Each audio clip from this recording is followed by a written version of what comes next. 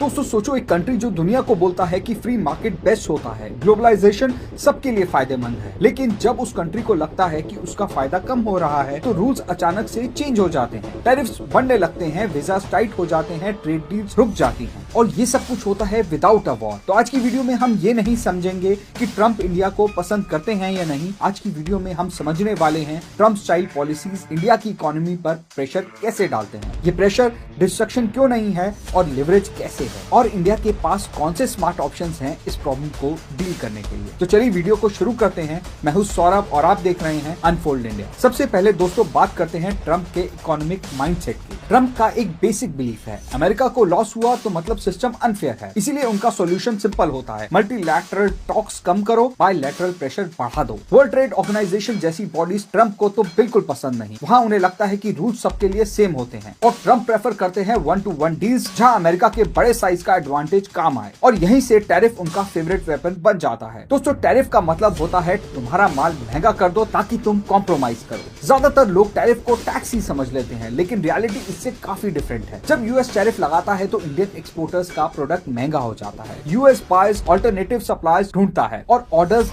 Delay या फिर cancel होने लगते हैं। इंडियन फैक्ट्रीज प्रोडक्शन स्लो कर देती हैं और हायरिंग तो फ्रीज ही हो जाती है, और इसका इम्पैक्ट वर्कर लेवल तक भी पहुंचता है। एमएसएमई पे सबसे पहले हिट होता है। इंडिया के कुछ की रिस्क सेक्टर्स हैं जहां इसका इम्पैक्ट काफी ज्यादा होता है, जैसे कि steel and aluminium, auto components, engineering goods and pharmaceuticals. Pharma यहाँ क्रिटिकल होता है क्योंकि यूएस इंडिया का लार्जेस्ट फार्मा एक्सपोर्ट मार्केट है। टैरिफ का दर्द जो है वो लाउड नहीं होता, लेकिन लॉन्ग लास्टिंग तो होता है। अब आते हैं दोस्तों सबसे सेंसिटिव चैप्टर पर। इंडिया रशिया से ऑयल क्यों खरीदता है? क्योंकि डिस्काउंट मिलता है, इन्फ्लेशन कंट्रोल होती है, एनर्जी सिक्योरिटी स्ट्रांग होती है। इस ऑयल ने इंडिया को फ्यूल प्राइसेस स्टेबल रखने में काफी मदद करी है। लेकिन यूएस के लिए ये सिर्फ ऑयल नहीं है, यूएस का पर्सपेक्टिव डिफरेंट है। यूएस सोचता है कि जो रशिया को पैसे दे रहा है वो इनडायरेक्टली रशिया की वॉर कैपेसिटी को सपोर्ट कर रहा है, इसीलिए प्रेशर आता है सैंक्शन के थ्रू या फिर ट्रेड टैरिफ के थ्रेट के थ्रू, और यहाँ इंडिया फंस जाता है। रशियन ऑयल छोड़ो तो पेट्रोल डीजल महंगा हो जाता है, और अगर ऑयल लो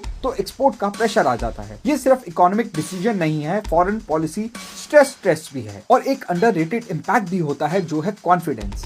जैसे ही टैरिफ या फिर सैंक्शन की न्यूज आती है तो फॉरेन इन्वेस्टर कॉशियस हो जाते हैं, रुपये पर प्रेशर आ जाता है और स्टॉक मार्केट वॉलेटाइल हो जाते हैं। इवन अगर एक्चुअल डैमेज बाद में भी आए, मार्केट पहले ही रिएक्ट करने लगता है। इसीलिए ग्लोबल ट्रेड हेडलाइंस इंडिया के मिडिल क्लास तक इनडायरेक्टली पहुंचती है, जैसे कि EMIs, fuel prices, imported electronics और इन्फ्लेशन एक्सपेक्टेशन। और इकोनॉमिक सिर्फ नंबर नहीं होती, सेंटिमेंट्स भी होती है। इंडिया यूएस ट्रेड का एक हिडन पिलर भी है, जैसे कि सर्विसेज, IT टैलेंट और स्किल माइग्रेशन।